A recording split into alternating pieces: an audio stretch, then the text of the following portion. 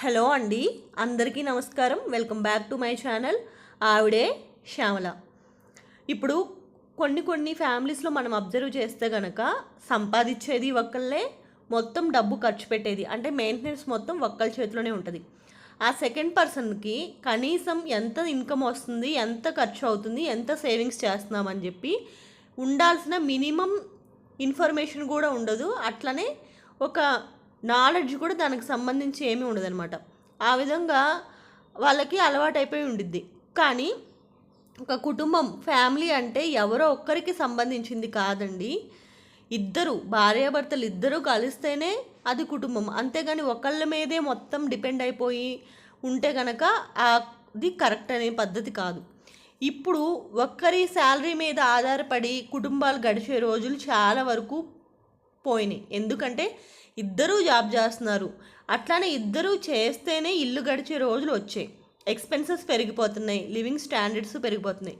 ఇలాంటప్పుడు ఖర్చుల్ని, సేవింగ్స్ని కూడా ఇద్దరూ కలిసి ప్లాన్ చేసుకోవాలి. అలా కాకుండా ఇద్దరిలో ఏ ఒక్కరైనా సరే నా సంపాదన నా ఇష్టం అని అనుకుంటే ఆ ఫ్యామిలీ ఫైనాన్షియల్ క్రైసిస్లో పడిపోతుందండి. ఆల్రెడీ బయట వ్యక్తులతోటి, బంధువులతోటి, ఆఫీస్ కొలీగ్స్తో ప్రతిరోజు కనపడిన యుద్ధం చేస్తూ ఉంటాం మనకు తెలియకుండానే. అటువంటి యుద్ధం మీ ఇద్దరి మధ్య కూడా ఉండకూడదు. సంపాదించే చెరో రూపాయి, ఖర్చు పెట్టే ప్రతి పైసా బాధ్యతగా ఉంటే ఎలాంటి సమస్య అయినా సరే కలిసి సాల్వ్ చేసుకోవచ్చు. అట్లా కాకుండా ఆడవాళ్ళకి పెత్తనం ఇవ్వకూడదు అని చెప్పి పాతకాలం నుంచి ఉంది. ఆడవాళ్ళు దుబారా చేస్తారు అంటారు. ఇంట్లో ఏమున్నా లేకున్నా సంసారాన్ని గుట్టుగా నడిపేది ఆడవాళ్ళే అని గుర్తుపెట్టుకోండి. ఉన్న ఖర్చుల్ని చెరో సగం చేసుకోండి. పోనీ ఇంటి బాధ్యతల వరకు ఆమెకి ఇవ్వండి. బయట ఖర్చులు, ఈఎంఐలు, బిల్స్, ఎక్సెట్రా పేమెంట్స్ అవన్నీ జెంట్స్ చూసుకోండి. అట్లా ఇద్దరు చెరొక సగం ఖర్చుల్ని కూడా తీసుకుంటే ఆ ఇంటి ఖర్చుల్లో మిగిలినవి ఆమెను అడగండి. ఎందుకంటే ఆ మిగిలిన రూపాయి కూడా వాళ్ళు ఏమీ ఖర్చు పెట్టరు. ఖచ్చితంగా ఏదో ఒక అవసరానికే వాడతారు. ఇంట్లో చాలాసార్లు మనకి మనీ అవసరమైనప్పుడు ఇంట్లో మన మదర్స్ కానివ్వండి, లేకపోతే మీ వైఫ్ ఎవరో ఒకరు డబ్బులు అవసరానికి తీసి ఇస్తూ ఉంటారు. ఎక్కడో ఒకరి దగ్గర దాచి పెడుతూనే ఉంటారండి ఇంట్లో.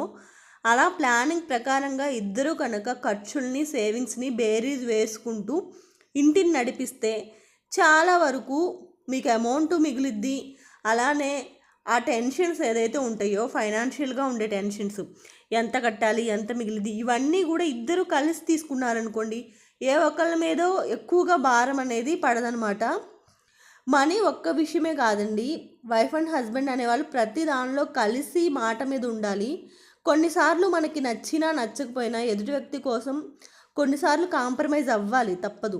ఎన్ని సర్దుబాట్లు, కోపతాపాలు ఏది ఉన్నా సరే ఫైనల్గా వి బోత్ ఆర్ టుగెదర్. అలా కాకుండా నా ఇష్టం, నా ఖర్చులు, నా డబ్బు, నా ఇష్టం అంటే చివరికి ఫైనాన్షియల్గా అభద్రతతోనే ఉండాలి.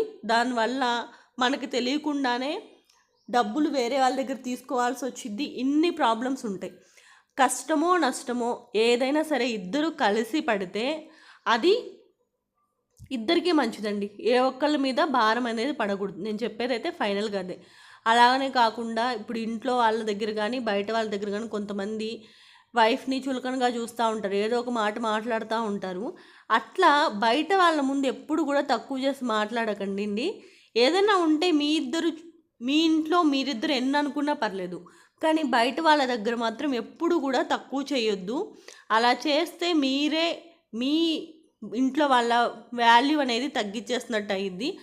సో ఫైనల్గా ఏంటి అంటే భార్యాభర్తలు ఇద్దరూ కలిసి అన్యోన్యంగా ప్రతి పనిలో ఉంటే చక్కగా ఉండిద్ది. వీడియో కనుక నచ్చితే లైక్ చేయండి, షేర్ చేయండి. అలానే కొత్తగా చూసేవాళ్ళు సబ్స్క్రైబ్ చేసుకోండి.